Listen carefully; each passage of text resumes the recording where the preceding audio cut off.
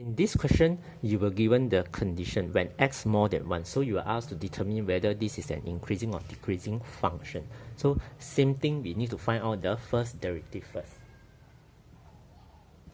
By applying quotient rule, right? You should be able to find the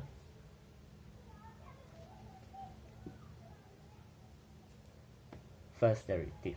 So keep the denominator, differentiate the numerator, minus keep the numerator, differentiate the denominator, right? So you have x squared plus 1 complete square at the denominator, and the numerator will basically negative x squared plus 1.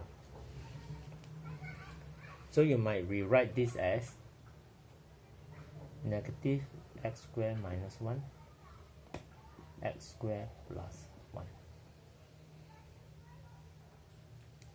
Okay, so how do you determine whether this is increasing or decreasing function, right, with this condition? So the method is, after finding the first derivative, we'll make use of the condition given.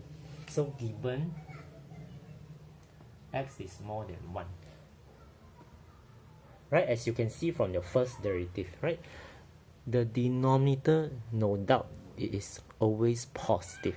So the one who determines the first derivative, whether it's a positive or negative, actually relies on the numerator and the negative sign here. So what you need to do is you focus on x squared minus 1, right? So given x more than 1, so x squared will be greater than 1, right? X squared minus 1 will be greater than 0.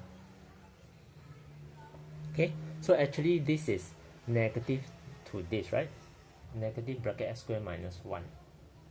So when you multiply negative, this you'll be changing the sign, right? This is why this whole thing actually is negative, right? Divided by the denominator, which is positive.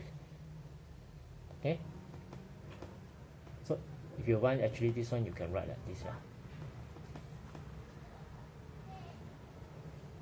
right? So from here we know that this is less than 0, this is actually more than 0, right?